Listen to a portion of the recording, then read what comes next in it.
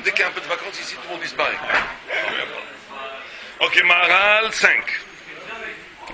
Ve'od sham kara ve'shana ve'lo shimesh tamid. On a vu que celui qui a étudié la Torah, kara, ça a étudié le Chumash, shana, ça a étudié le Talmud, ve'lo shimesh tamid chacham, mais il n'a pas servi un tamid chacham. Rabbi Eliezer Omer, Arezé Amaret. Ça, c'est un Amaret. Donc, quelqu'un qui étudierait la Torah seul, qui connaîtrait toute la Torah, mais qui n'a pas de Rav, qui n'a pas un Shimush Tamid Chacham, c'est un Amaret, en essence. Pourquoi? Elle va expliquer. Rabbi Shmuel Barner Bani Omer, Arezé Bor. L'autre dit, c'est pas un Amaret, c'est un Bor, c'est encore pire. Rabbi Omer Arezé Kouchi, Rabbi il dit, c'est un Goy. Non, Kouchi, c'est une sorte de. C'est pas vraiment un goy, c'est un Kouchi. Rabba Yaakov Omer, Arezé à mes gouchers. Ça fait partie des monstres. Donc, en tous les cas, c'est terrible. Alors, on parle de quelqu'un qui connaît le chasse. Amar Amer Baba Yitzhak, Bistabre Kavata de Rabba Yaakov. Ok, pourquoi? De Amre Anche Riti me gouchers, Velo Yade Maritim. Velo Yade Matane. Ah, c'est intéressant. Il te dit pourquoi c'est comme ça? Parce que tu vas comprendre l'intellect de la chose, mais tu ne vas jamais savoir la réalité de la chose. Le Rav est celui c'est une belle définition du Rav. Le Rav est celui qui va être capable de te donner un sens palpable, existentiel, réel, du concept qui est inscrit dans la Torah. C'est ça le Rav. D'accord? Sans le Rav, tu ne vas pas savoir de quoi tu parles. Tu vas savoir d'un point de vue extérieur, mais tu ne sauras pas fondamentalement de quoi il s'agit. Au biurze qui kacher shana mishnah velo shimesh tamid chacham levarer tamé a mishnah sheu sechel baruch kacher amad tamé a mishnah nikraza maaret kacher lo kiana a sechel. Il dit parce que quelqu'un qui a étudié la mishnah ou la gemara, mais qui n'a pas le sens profond de cette mishnah, qui est l'esprit clair d'arriver à l'essence de ce qu'il est dit, Nikraza, ça s'appelle un amaret parce qu'il n'a pas acquis l'intelligence de ce qu'il étudie. Bon, c'est simple comme idée. C'est à la pratique. Mais bon, tu peux pas poser la couche, pourquoi est-ce que cela ne pourrait pas arriver à l'intelligence d'un jour? Pourquoi tu as donné un arabe pour ça? Mais c'est un arabe pour voir comment il fait, on avait dit, non? Voilà, Shimesh, ça veut dire vivre avec la famille. Ouais, mais là, il te dit aussi, c'est pour t'apprendre pour te donner accès à l'essence des choses. C'est comme ça qu'il dit.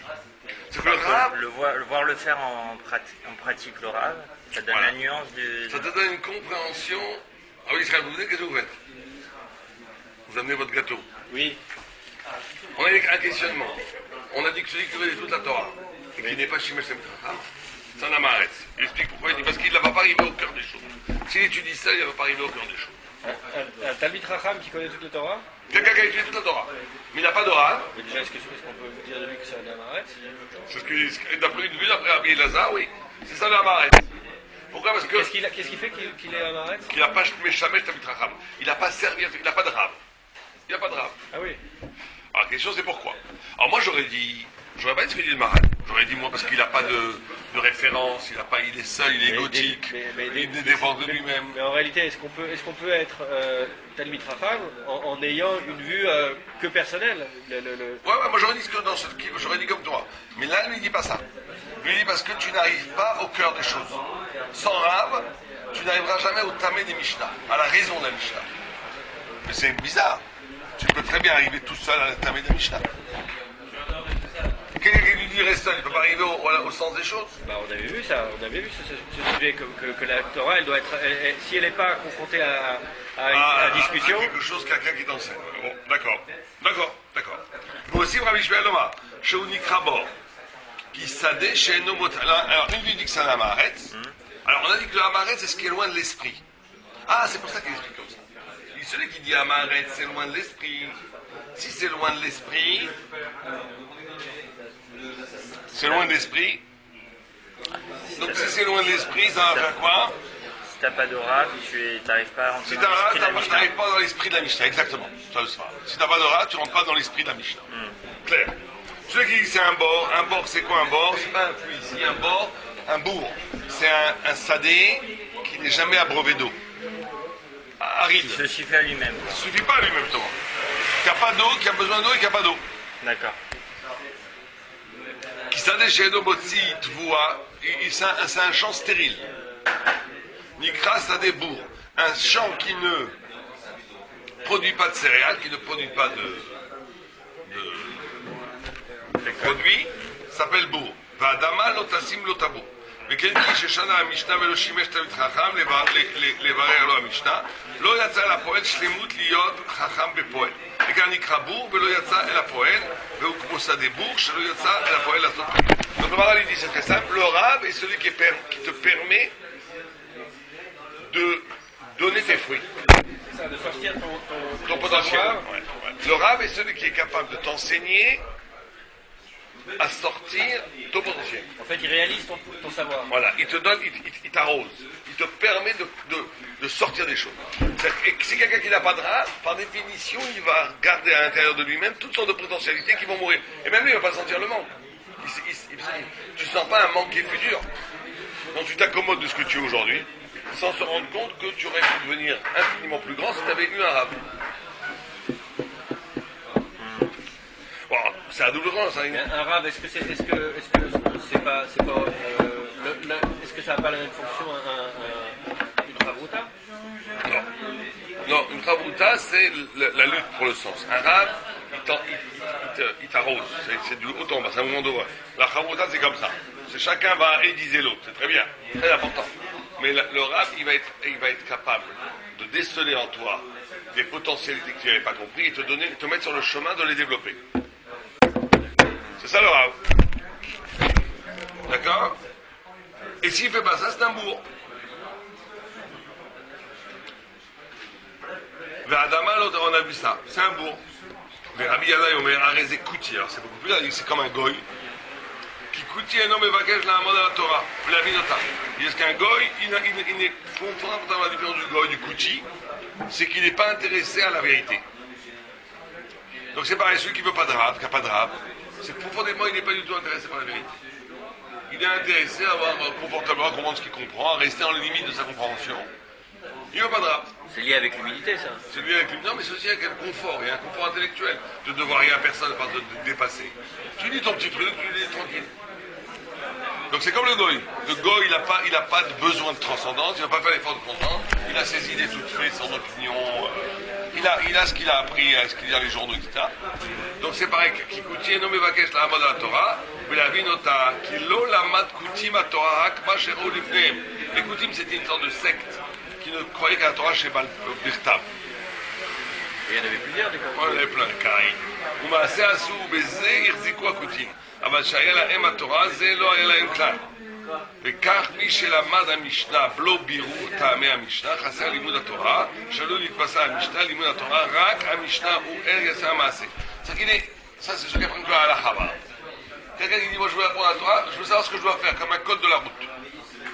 Il dit c'est un kouti. C'est quelqu'un qui n'est pas intéressé par la vérité, il est intéressé simplement à s'adapter à la Torah. On a tous un petit peu de ça. Il y a du Yatzara, bien sûr. Il y a un très grand Yatzara de ne pas avoir. En réalité, ce qu'on devrait faire quand on veut connaître une halakha, c'est chercher et creuser pour arriver nous-mêmes à la... Ouais. Mais là, il ne parle pas de ça. Là, il parle que la dernière définition de celui qui a étudié la Torah, mais qui n'a pas de rab, c'est un kouti parce qu'il n'est pas fondamentalement intéressé à la vérité, mais parce que l'altérité, c'est forcément l'altérité, c'est forcément quelque chose qui vient d'au-dehors de tout. Quelque chose qui est plus grand que tout. ומבנקה נקרא כותי שאין לו התורה מצד הלימוד. C'est pour ça qu'il s'appelle un kouti parce qu'il ne veut pas apprendre, il veut juste adapter la Torah à lui-même.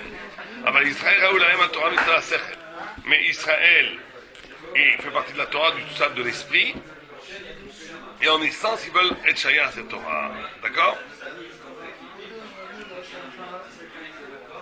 Et c'est intéressant ce qu'il fait comme lien. Il te dit que celui qui a un rab, il est capable de faire le lien entre l'acte et l'esprit. Celui qui n'a pas de rab ne peut pas faire le rapport entre l'acte et l'esprit. L'esprit c'est lui et l'acte c'est l'acte. Ce qui va te faire le rapport entre l'action et la pensée, c'est le rab. Pourquoi? Parce que le rab est une pensée en action. C'est une visualisation du concept. Et ça va te donner en retour le lien profond entre la vie et l'intelligence. Que tu n'auras jamais sans rab. Sans Rav, tu auras, quand tu vas étudier, quand tu vas faire, mais tu n'auras jamais faire le lien entre les deux. C'est le Rav qui va te permettre de faire le lien entre la vérité et l'existence. C'est un vrai Rav, bien entendu. Pas un Rav exemplaire pour toi. Le dernier il disait que c'était des démons, enfin en fait c'était des mécachefs. Mécachefs, ça veut dire des magiciens. Ceux qui c'est des sorciers. Ceux qui étudient sans Rav, ils ressemblent à un sorcier. Pourquoi? Il ressemble à un sorcier? Hein? Ça veut dire quoi, il ressemble à un sorcier? Voilà, justement, c'est ce qu'il explique. Il ressemble à un sorcier. Ah, il ressemble à un sorcier. Ce qui parle, les sorciers, ils ont des formules toutes faites, ils font des miracles peut-être, pas des miracles, des sorcelleries justement. Mais ils comprennent rien, ils sont manipulés par des fausses terres hébreuses qu'ils ont su plus ou moins pas utiliser, s'immiscer dedans. Et bien celui qui n'a pas de Rav, sa Torah ressemble à la sorcellerie, à la superstition. Parce que si tu n'arrives pas à l'esprit profond de la chose, tu murmures des formules, tu mets des brachot, tu mets des tefilines, mais tout ça c'est un niveau presque de superstition. Si tu n'arrives pas à l'esprit de la chose, c'est comme si tu étais à un niveau de superstition de la chose. Tu n'étais pas dans l'essence de la chose. Il dit ça, c'est comme si c'était pas du tout de la Torah, c'est rien. Bon, il ne faut pas non plus mépriser celui qui fait ça, rien comprendre. Mais il y a un niveau où c'est Eno Torah Klal, c'est pratiquement même, c'est même pas la Torah ce que tu fais, c'est rien. Yo. וזה עוד גרוע מהכל, כי נחשב אצלו התורה כמו מקישוב שהוא דבר פחות ושפל ואינו עניין שכלי כלל. C'est terrible ce qu'il dit, il ne faut pas le dire en public. Hein. Il dit, et c'est encore pire que tout ça, parce qu'il réduit la Torah à la superstition, il réduit la Torah à de la magie noire, il vaut mieux ça, il vaut mieux rien faire que faire ça. Bon, il ne faut pas dire ça aux gens, parce qu'ils vont s'arrêter. Mais celui qui croit, il y a plein comme ça des gens qui font la Torah comme la superstition. C'est pour ça que des femmes, ils disent c'est surtout les femmes qui font ça comme ça, qui sont un peu faibles de l'esprit, c'est pas très politique correct aujourd'hui. Et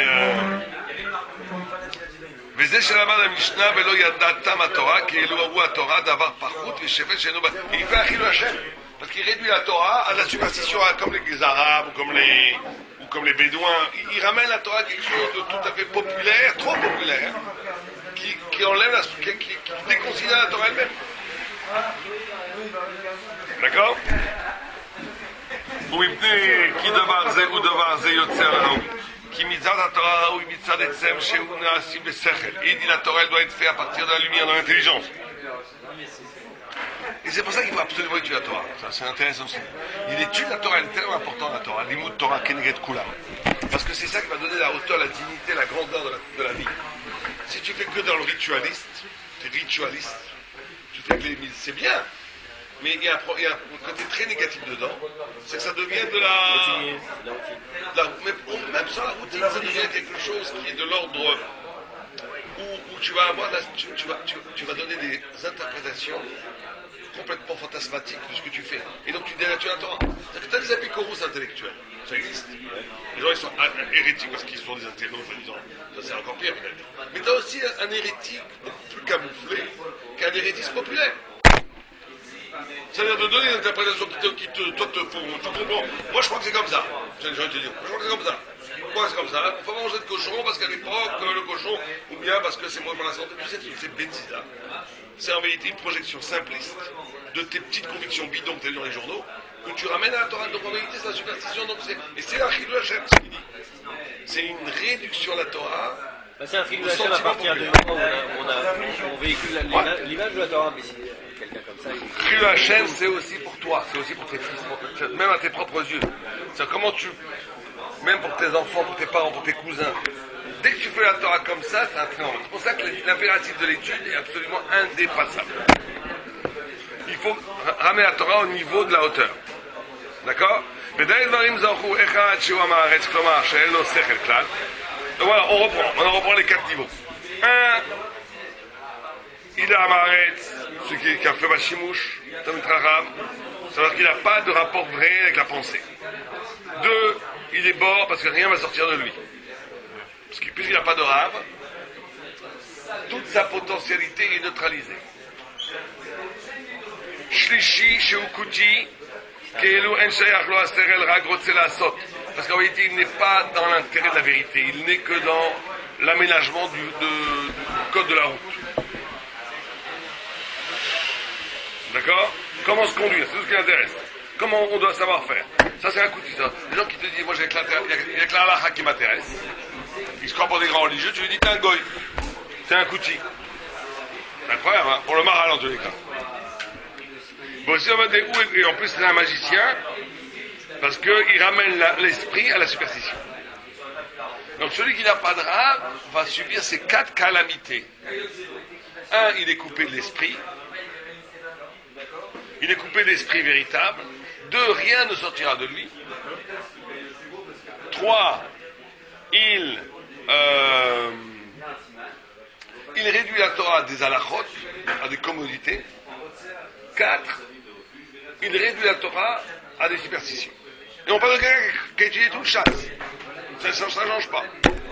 La hauteur mystique, métaphysique, sublime de la Torah ne peut être donnée que par le Rav. Sans le Rav, tu tombes forcément dans ces 4 pièges. C'est quoi le quatrième? Le 4e, c'est de la superstition. Une traduction superstitieuse de la spiritualité. C'est très difficile. Regarde, par exemple, on dit Akom et Hashamaim. Va voir la différence entre Akom et Hashamaim et un chat qui t'a traversé, mais c'est peut-être un signe. Il n'y a que des signes dans la vie. Regarde, là tu as une mitzvah de voir que Dieu te fait un signe. Là, c'est une avéra de être superstitieux. Va faire la différence entre les deux, c'est quoi? C'est la fin. Alors, c'est pas si clair. Comment tu vas savoir qu'est-ce qui est un signe, qu'est-ce qui est une superstition? Tu as besoin d'un rave. Tu as besoin d'un rave qui va t'éclairer à apprendre comment le signe est donné par Dieu et comment c'est une projection de tes peurs dans le réel. Bah, c'est intéressant à savoir. Bien sûr. Tu dois être capable le rave doit t'apprendre justement ça. Comment déceler. C'est défini ça? Non, c'est date Torah. Non, c'est pas défini. Il faut être avec un rave assez longtemps pour comprendre, pour développer une finesse d'analyse de l'esprit où tu vas pouvoir dissocier les deux. Ça s'appelle date Torah. Date Torah, c'est la pensée de Torah. Ok, on continue.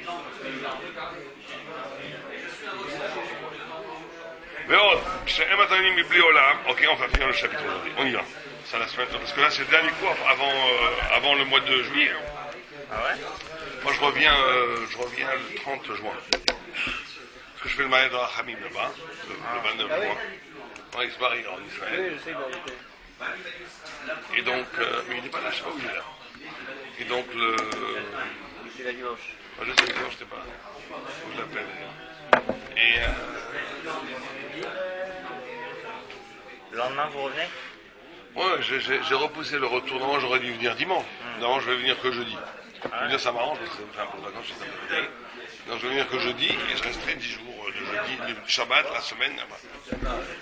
Et après, je reviens le 24 juillet jusqu'au 7 août. Mais en tout, il n'y a personne ici, j'imagine. Première case.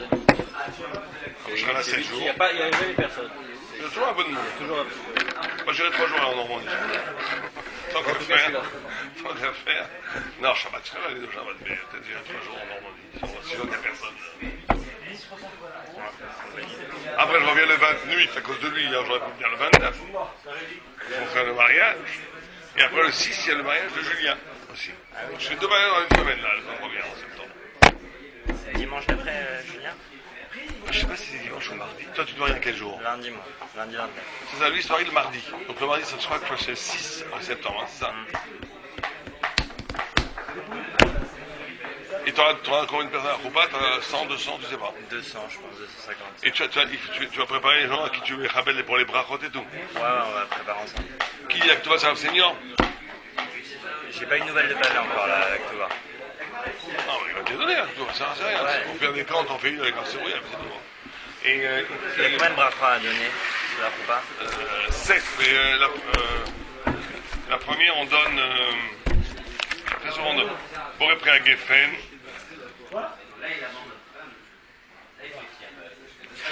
Les 2 premières, on les donne. Pour être prêt à Geffen, à Kol Bar Vaudou, on le donne à la même personne. Je vais te dire exactement. C'est ou 6 ou 7. 5. On donne à qui en général? Bah, tu donnes à ceux que tu veux honorer. Je sais pas, c'est Rouilla, s'il vient, tu lui donnes. Non, mais on donne pas à la famille? À la famille aussi, si tu veux. Voilà. T'as ici, chaque fois les Bar Vaudou 1. Yotzer Adam 2. Asher Yatzar et Adam 3, Ouais. Sos Sassis 4, Samer Tessamar 5, 6. Tu vas être à 6 parce qu'il y a 7 paroles, mais la Boré Priagen, tu ne la donnes pas seule. Tu D'accord. donnes Boré Priagen et Shakol Barler Vodo à une seule personne, les deux premières. Donc tu as 6 personnes à honorer pour la lecture. Tu as une personne à honorer pour la Krata Megillah, là tu fais un Chacham, et les deux témoins. Les deux témoins, il faut que ce soit des monstres de cachot. Je vais ça, ouais. Des chapeautés qui n'ont pas la télé, qui n'ont pas internet, c'est mieux encore. Parce que dès que tu as internet, t'es chachoud à la rayon. Arayat Ouais. Rav Shlomo Zalman, il disait que celui qui a la télé chez lui, il ne la voulait pas comme témoin. Pourquoi? Parce qu'il dit cet homme-là, il est chachoud à la rayon. J'ai Internet, mais il n'y a jamais rien, Ouais, c'est sûr, bien sûr, mais les gens ont, de façon générale, quand il y a beaucoup de problèmes avec Internet, imagine quelqu'un qui est en cachette de regarder des bêtises, là, c'est un problème pour la cachette, pour la équipe. Il faut prendre des gens très très clean, des chacham. Et je peux vous honorer en vous donnant une bracha ou... Non, pas besoin. Pas besoin. Non. Moi je fais déjà le kiddush, il m'a suffi d'argent. Ouais. Non, donne à des gens, ça va très vite, hein, 6 personnes. Je donne à mon père, à mon beau-père. Ton père, ton beau-père, si vous venez bien, si Victor, il dit Victor, je sais pas, un Cohen. Ça va très très vite. Hein. Tes copains aussi, t'as ton frère, je crois que t'as un frère. Ouais, j'ai un frère. Et les rabbinis, si t'invites des rabbinis, il faut leur donner quelque chose. Tu peux pas inviter un rab et rien lui donner. Bien sûr. Donc si, je sais pas, il y a Rabzana, il va me dire, tu le connaissais ou tu n'étais pas trop proche de lui, non? Non, il y aura Rav Selon, il y aura vous, il y aura Marco Temstedt. Ah, tu es obligé de donner quelque chose. Ouais. Donc ça va très très vite. Hein. Ça, tic-tac, tu vas voir que tu n'auras pas assez de place, hein, plutôt que... D'accord. Il faut je te dirai tout ça. Mais il faut qu'on se voit avant nous. Parce que moi j'avais vu, c'était un jour avant de mariage, donc il faut qu'on se voit en juillet. On se voit en juillet avec ta femme, avec ton époux, pour savoir ce que vous devez... Bon, je peux te dire, c'est facile. Hein. Il faut que tu achètes un talit. Ouais, ça, je le dis déjà. Il faut que tu achètes une bague sans diamant. Ouais. Si c'est en or, doré, il faut que c'est or pur. Si c'est en... J'achète deux alors. Pour deux. Une pour moi ou... Je préserve, il n'y a pas l'alliance, c'est le truc de gueule. L'homme n'a pas dans Ah, la pas besoin là. C'est même mieux ne pas. Ouais. Que toi, tu lui achètes une bague et tu lui donnes, c'est tout. D'accord. Mais tu fais attention que la bague soit ou en or pur, si elle est dorée, Ouais. ou si c'est en argent, qu'elle soit argentée, qu'elle ne soit pas dorée. D'accord. C'est tout. Et quand tu l'achètes, tu l'achètes avec cash, pas avec une carte bleue. Ok. Tu l'achètes avec cash. C'est vrai, c'est une des questions qui te pose. Est-ce que tu l'as payé? Oui, non, ça c'est ça, faut que tu les payes toi, sinon il faut qu'elle soit toi. Mais il vaut mieux l'acheter, il y a certains parce qu'il vaut mieux l'acheter avec l'argent cash. Tu as pris crédit. C'est ça, donc tu l'as pas réellement payé. Ouais, parce que le goy, il n'y a pas de crédit avec le goy, c'est avec Meshicha, il y a avec Kesef. Donc il faut mieux donner de l'argent pour que ça soit à toi. Si tu l'achètes avec un juif, il n'y a pas de problème. Tu fais Meshicha et tu lui donnes. Il y a quoi d'autre? Talit, bague et c'est tout? Talit bag, bon, après ils vont te donner le verre à casser, le verre à vin, Ouais. Sikin, Soudar, seul de frais, la Ktuva, et deux témoins, c'est tout. Non, mais c'est pas compliqué de se marier, hein. Mais la veille, dimanche, comme vous êtes là, Une Ktuva. dimanche on fait une petite ararote sur... Ouais, si tu veux, moi j'arrive dimanche très tôt. Donc on se verra dimanche, tranquille. Ah, pas samedi soir? Non, je prends l'avion samedi soir. Ah, ok, d'accord. Donc je vais arriver ici à 7h, 8h du matin, dimanche. Ah. Vous venez direct à la choule en général? Si je suis pas trop curieux, sinon je vais dormir. Je fais la tefila seule, tranquille, je vais dormir. Ça dépend des fois. Très souvent, je suis ici. Allez, on y va. Mais c'est le 28 août, je sais pas s'il y aura du monde à la choule, hein. C'est 28 août, ça commence à rentrer. Ouais. Les bars, ils sont rentrés. Allez, finissons ça. Ouais. ועוד שם מתנדבים מבלי עולם סלקדעתה, אלא שמורים הלכה בתור משנתם. Ok, il y a une chose qui est absolument interdite.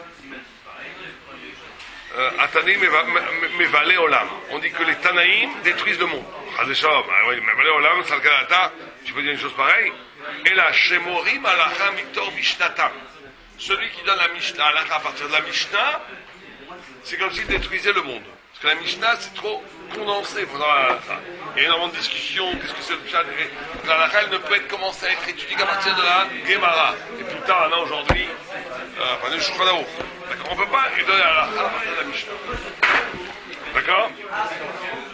Mais qui? Ça revient à ne pas avoir de rab, ça? Mishnah Brura, elle a 4 positions là-dedans. Le Shabbat, c'est une halakha à la fin, c'est aucun problème. Le Shabbat, c'est la fin. C'est avant là, c'est avant le Shulchan Aruch. C'est après, bien après. C'est après le Shulchan 400 Aruch. ans après, après. Ah oui. Le Chometz Chaim, qui est mort il est mort il y a 40 ans. Il est mort en 39. Non, il y a 60 ans. Shulchan Aruch, il était du 17e siècle. 16e même. אלא שמורים הלכה מתור משנתם. והוא דמקשה וכי מבוא לעולם ולא תראה את דרך הרי שלא שימש לבחרם. זה אינו קשה. ואף על גב שיש לו הדברים שאמורים למעלה, שהוא בו ואמר את כל מיני דברים, מכל מקום מבלי עולם אינו נקראים. ודרך מפני שמורים הלכה מתור משנתם, כלומר שמורים, אף שאני יודע עיקר תמי המשנה, ובזה מבלים את העולם, כי העולם עומד על התורה. ואין זה נחשב תורה, כאשר אין יודע בירור תמי המשנה, והתורה שלו עוד למעשה, זה עיקר תורה, על זה העולם עומד. וכאן עם המורים הלכה מתור משנתם, שלא מצא השכל הברור, והם מבלי עולם עומד. Donc il dit, la destruction du monde, elle n'est pas faite par les tyrans, elle est faite par quelqu'un qui étudie la Torah comme il faut pas. Comme la Torah, c'est l'origine du monde, c'est le pilier du monde. Quelqu'un qui étudie mal la Torah, il détruit les piliers du monde. C'est pour ça que tu as besoin d'un rave. Tu es obligé d'avoir un rave, comme le Rabbi de Lubavitch ou des grands rabbins comme ça, pour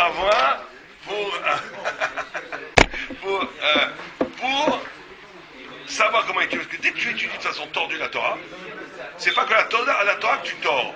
C'est l'univers entier, puisque la Torah, c'est le pilier du monde. Donc dès que tu étudies mal la Torah, tu détruis le monde. C'est écrit, celui qui amène la halakha à partir de la Mishnah, mais va aller à Olam. Il détruit le monde. Il dit le Maharal, parce que la Torah est à la base du monde, et si tu l'interprètes mal, tu détruis le monde. C'est une destruction du monde, pas shoot. On peut considérer que tous les malheurs qui arrivent dans le monde, c'est pour ça que les antisémitisants, ça dit tout est à cause des Juifs, ils ont raison. Tout est à cause des Juifs, mais tout est grâce aux Juifs aussi. Parce que toute la bracha est de la Torah. Donc quand tu étudies la Torah bien, ça met de la bracha dans le monde incroyable. Mais tu l'étudies de façon tordue, tu détruis le monde. Pas shoot. C'est un formulaire. ורש"י ז"ל פירש שמורים הלכה מתור משנתם והמבלים עולם להוראת טעות וכיוון שאין יודעים. Alors Rashi est plus pashut lui. Il dit non, parce que si tu étudies à partir de la Mishnah, tu vas donner de mauvaises interprétations, tu vas donner une mauvaise pshat, tu vas donner une mauvaise halakha, donc tu vas faire pécher les gens. Tu vois que ce qui est permis est interdit, ce qui est interdit est permis, etc. Donc ça. ועוד שאינם יודעים מחלוקת אתרים לפיקר מורים הוראה טעות. כי מה שאמרו הלכה בתור משנתם משמע הלכה שהיא אמת, ולא שהיה לומר הלכה על טעות. Il n'est pas d'accord avec ça. Il dit Rachid n'est pas d'accord avec Rachid. Il y a écrit Morim Halakha, c'est ça qui est extraordinaire. Le gars il a donné la bonne Halakha d'après le Maharal. Pas comme Rachid. Il y a écrit Morim Halakha. C'est quoi Morim Halakha? Ils ont dit la Halakha à partir de la Mishnah. Donc c'est la bonne. Donc c'est la bonne, dit le Maharal. Pas comme Rachid. Tu comprends? Il y a une marque locale, quel est le problème? De prendre la Halakha à partir de la Mishnah. Alors, le Rachid a dit, parce que si tu prends la halakha à partir de la Mishnah, Tu vas arriver à une mauvaise tu vas halakha. arriver à une erreur. Le Maharal il repousse Rachid en disant non, parce que tu vois qu'il y a écrit halakha, morim halakha. Donc ils ont donné une bonne halakha. Le problème, c'est qu'ils ont une bonne halakha sans savoir, avec les mauvais nimukim, avec les mauvais. Ils n'ont pas le background, ils n'ont pas le savoir derrière qui justifie cette halakha. Comme ils n'ont pas le savoir derrière la halakha, c'est de la halakha vide de sens. C'est une halakha vide de sens qui détruit le monde. Alors, je dis Maharal, c'est la fédération. Mais il a dit contre les Rishon. C'est comme un Rishon. Il pouvait se battre. C'est un Acharon de Maharal. Ouais, mais un des premiers Acharon, du XVIe siècle. Au contraire, celui qui prend la halakha que ce soit à partir du Yalkut Yosef, d'après ça, il détruit le monde. Je sais pas, il détruit le monde. C'est quoi? Celui qui prend toi la halakha à partir du Yalkut Yosef, il y a un problème. Le truc, c'est que Tu ne peux pas arriver comme ça, tout fait tic-tac et dire, tu connais de quoi tu parles. Voir les Rishonim, voir les Acharonim, voir les Machloket, voir la Gemara d'abord. Une vraie halakha, si tu regardes ça, tu regardes tic-tac, d'accord. Mais tu comprends pas, tu peux pas commencer à être moré halakha. tu passes ta judaïsme. Voilà, tu peux pas être moré halakha, genre je vous donne des psakim, comment, laissez-moi regarder les 5 minutes Yalkut Yosef. Ou Kitzur Shulchan Aruch. Tu saches étudier. Si c'est une vraie question halakha, tu regardes la Gemara. Tu regardes après les Rishonim, tu regardes tout, tu regardes si on a le droit après, comment il pose avec le Shulchan Aruch, est-ce que c'est tout ça. Et après, tu as la halakha. À moins que tu dises, je suis un chaliard du rab qui a fait le boulot. Du rabbi ou du rab Robani Yosef qui a fait le travail sur le Yalkut Yosef. C'est possible. Donc c'est pas lui, c'est son fils. Ou alors après, tu prends un certain niveau et tu fais même ta halakha. ça. Mais qu'est-ce qui nous garantit que le chaliar, il a la connaissance du rabbi? Là. Mais en bas, pas dans le haut. Dans les erreurs de référence. Pas des erreurs, des contestations. Non, lui-même il travaille comme c'est une erreur. Je te montre, dis c'est pas un truc. C'est pas de sa faute. C'est à eux de son père. Il fait d'écrire Rabbi Frank, c'est le contraire, il est plein. En bas, dans les notes. Même lui te dira. C'est des gens qui ont tapé ça, ils ont su. Donc celui que tu tombes là-dessus, tu te trompes.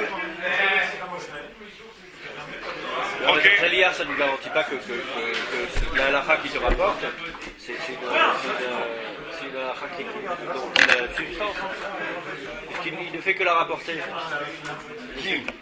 Le chaliar. Ouais, c'est ça, il ne te garantit pas la profondeur substantielle de ça. D'accord? Celui-ci aussi détruit le monde? Quelque part, ben ouais. Non, sauf si tu dis que c'est pas. Je te dis moi ce que j'ai vu là, c'est tout, ça t'as le droit. Maintenant, mais être post-Akalacha, t'es obligé de refaire, d'aller dans le fond des choses. ועוד שאינם יודעים מחלוקת התנאים לפי כמורים מורה on a vu ça שכל טעות בזה ולומר לי רק שמורים טעות מתורה משנה אבל הפירוש כמו שאמרנו כי כאן התורה קשה donc il n'est pas d'accord avec Rashi il dit c'est pas à cause de l'erreur on parle pas ici d'un problème d'erreur on parle ici d'un problème en essence de קשה ומורה הלכה למעשה ודבר זה ראוי שיהיה יוצא מן התורה אשר התורה הוא שכלית. Et quand tu dis une halakha למעשה, cette halakha elle doit sortir d'un processus intellectuel très élaboré qui te base à partir de la Gemara, Rishonim, Akaronim, Shulchan Aruch. Pas être tic-tac. Mais דבר זה הוא תלמוד שהוא שכלי, et ça passe par l'étude qui est intellectuelle. ומזה ראוי שיהיה יוצא הלכה למעשה. C'est comme ça que c'est extraordinaire ce qu'il dit. Il dit que la halakha למעשה elle doit sortir.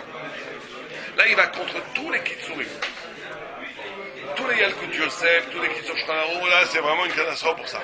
Et il ne peut pas y avoir de halakha qui ne s'inspire pas d'un cheminement intellectuel qui est un malach qui va depuis l'Agmara jusqu'au Mishnah Berurah. Mais ça, c'est inévitable. On a besoin d'un aboutissement, D'accord, mais ça c'est recevoir halakha, c'est pas dire halakha. Tu peux recevoir halakha, on a quoi faire. Mais quand tu veux donner un cours de halakha, quand tu veux faire halakha, tu vas dire allez, ben. Les sources, elles sont nécessaires. Oui. Non, il remet en question une façon d'étudier la halakha où tu vas directement au résultat. Ah, d'accord. Ça non. Mais par contre, quand tu fais ça, quand tu vas de la source et tu vas jusqu'à l'arrivée, ça s'appelle le Kiyum Haolam. Tu établis le monde. Tu donnes au monde une assise solide. Tu développes la Torah depuis les racines jusqu'au fruit. C'est comme ça qu'ils vont faire.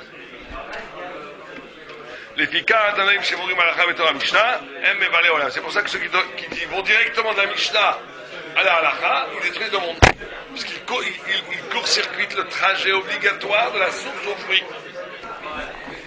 Aval Bedor Hazé. Oh, il te parle de ça maintenant. Aval Bedor Hazé. Imayu poskim halakha betor Mishnah. היה זה די, כי המשנה היא ראשית לתלמוד והתחלה עליו, אבל אין פוסקים הלכה בתור המשנה שהיא עשויה לתלמוד, כי התלמוד הוא פירוש המשנה, ורק אין פוסקים הלכה בתור הפוסקים, אשר נראה לדורות, ולא נעשו ללמוד אותה, לא נעשו הלכה, ודבר זה יותר רחוק מן העדים. והראשון כלכון הרמב"ן זכרון לברכה, והטור זכרון לברכה, אף על גם שגם הם חיברו פוסקים בלא בירור, לא היה דעתם רק להורות סוף הלכה, ואשר הוא עולה מתור התלמוד. אבל לפסוק האדם מתוכה מבלי שיודע באיזה מקום יוצא הדין. רק הלכה בלי טעם, לא עלה על דעתם ועל מחשבותם, שהרי אמרו כאן, הפוסק מתור המשנה נחשב ומוגשה. Donc il dit exactement ce qu'on vient de dire. Ici, quelqu'un à l'époque c'était le Rambam, qui prend que le Rambam, il se trompe. Il ne doit pas prendre que le Rambam, il doit prendre les raisons pourquoi le Rambam était passé comme ça et voir toutes les paroles de Rishonim et prendre un sac.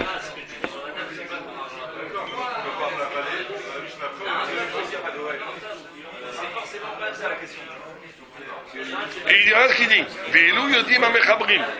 Et si le Rambam avait su, ou d'autres, qu'ils auraient eu comme conséquence que les gens allaient abandonner l'étude de la Gemara pour aller directement au postec de leur livre, ils n'auraient pas écrit leur livre. Donc il remet en question. Non, il remet en question, il dit ici, la perversion de cette histoire. C'est très bien qu'il y ait tous ces livres, mais ces livres, c'est t'aider à arriver à l'aboutissement. C'est un garde-fou. Mais ça ne doit pas te rendre pas tour de faire tout le travail. Et il dit, si c'est ceux qui ont écrit ces livres, ils avaient su ça, ils n'auraient pas écrit leur livre. Parce que le travail de cheminement de la source jusqu'à le développement est essentiel à la Halakha elle-même. C'est pas le lien entre l'acte et la pensée, justement. Ouais, c'est ça qu'il dit. Et c'est ça une vraie Halakha. Sinon, tu te sépares de l'esprit. Sinon, tu sépares l'esprit, tu deviens Mahmoud, tu deviens superstitieux. Lui, il appelle ça la superstition. Je fais, je réfléchis pas pourquoi. Tac, tac, tac, tu me fais ça, je fais ça, je fais ça. Dis-moi ce qu'il faut faire, je veux pas savoir pourquoi. Il faut savoir tout le processus pour s'adapter. Pour donner un sens à ce que tu fais. S'il y a un changement de... En réalité, c'est le cheminement qui construit tout ça. Ouais, je suis posé maintenant à Talmud 1 à 1.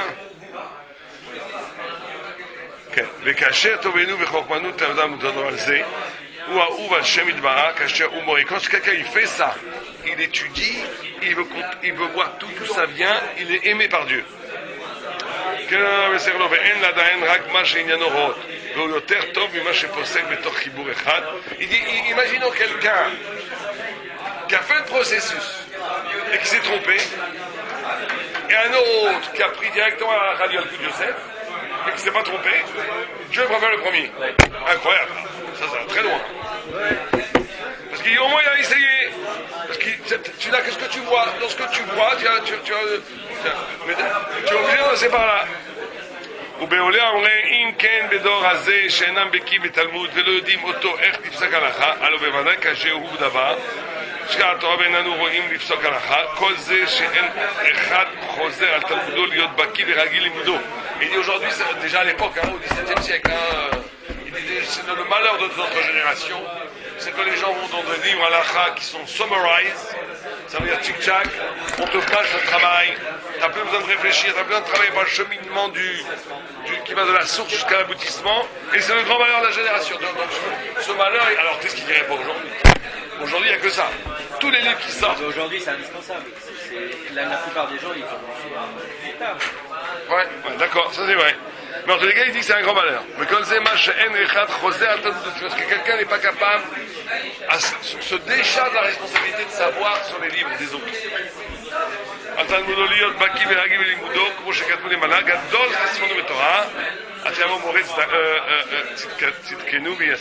Il dit que vient enfin le Mashiach, voilà, que vient le Mashiach, mais à sorte type chotenu et qui nous libère de nos bêtises.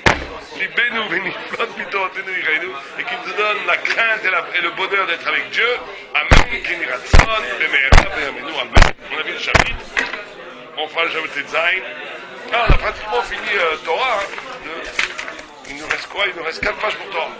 Après c'est Avoda, après c'est Atfila. Mal, ça. Voilà. Ça c'est une leçon d'étude. Tu peux pas étudier, c'est pas savoir le résultat de la halakha.